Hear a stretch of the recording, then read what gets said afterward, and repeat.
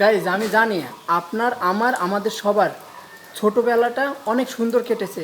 যেমন কিনা ছোটোবেলায় একটা পাখির ডাক আপনারা খুবই শুনেছেন, যে পাখিটার নাম আমাদের এলাকায় বা আমাদের শহরে বলে বউ কথা কও।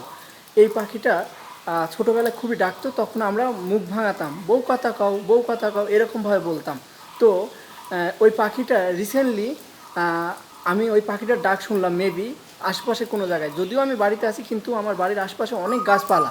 ওই দেখেন শুনতে পেয়েছেন?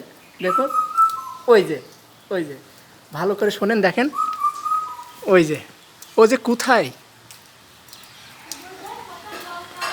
বউ কথা কও।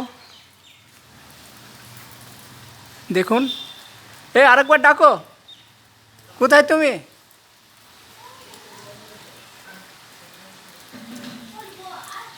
বউ কথা কও,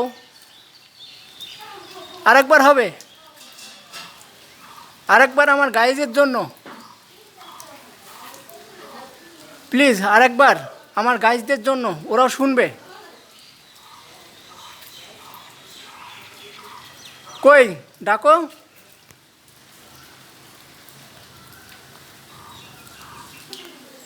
গাইজ আমার ক্যামেরা কোয়ালিটি ভালো না, তবুও আমি চেষ্টা করছি তাকে দেখানোর, মানে যেই বউ কথা কও পাখিটা ডাকছে সেই পাখিটা আপনাদের দেখানোর চেষ্টা করছি।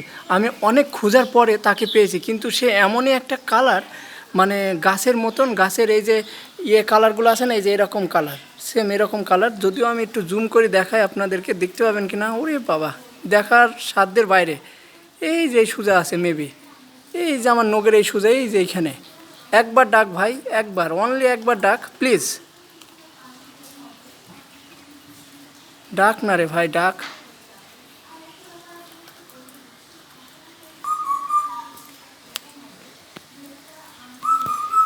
ইয়েস, লুক এট দিস, ওই যে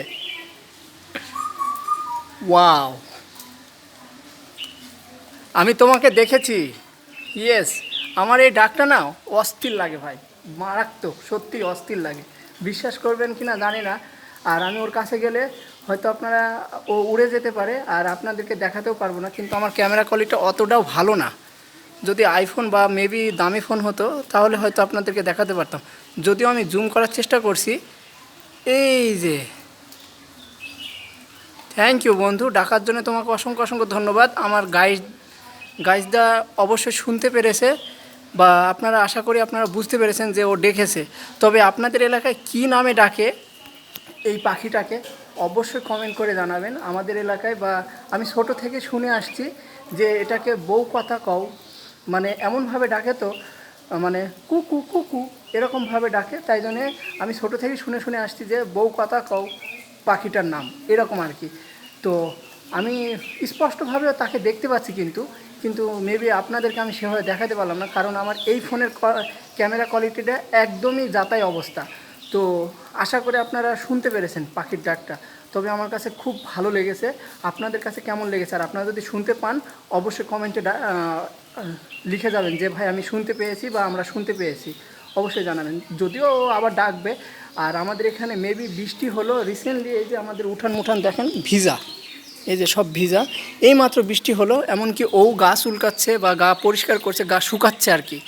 তো সেই ক্ষেত্রে আমি ওর ডাকটা শুনে আমি কিন্তু ঘর থেকে বের হয়ে আসলাম, ঠিক আছে, যে ও কোথায় ডাকছে, ওকে খুঁজে বের করব। পরে এদিক এদিক সব দিকে আমি খুঁজে যখন না পেলাম, তখন দেখতে পাচ্ছি ওই দেখেন ওইখানে বসে আছে, ওইখানে। আমি এই ফোনটা যে ক্যানে নিয়ে এসে ভিডিও করলাম, ডাকবে দেখেন, ডাকবে, ওই যে গা চুলকাচ্ছে। আরেকবার, লাস্টবার হবে, আরেকবার। রেডি, 1 2 অ্যান্ড 3, ডাকো। এদিক ওদিক কী দেখছে ও, বিশ্বাস করবেন কি না জানি না, তবে আমার খুবই ভালো লাগে এই পাখির ডাক। যারা বিশেষ করে পাখিপ্রেমী আছেন তারা অবশ্যই জানবেন যে এক একটা পাখির এক এক রকম ডাক, আর তাদের এক এক রকম মিষ্টি সাউন্ড, যেটা কিনা আপনাকে মুগ্ধ করবে, সত্যি অসাধারণ, যেটা আমাকেও মুগ্ধ করেছে। যাই হোক, লাস্টবারের জন্য শুনে রাখেন, এই তো।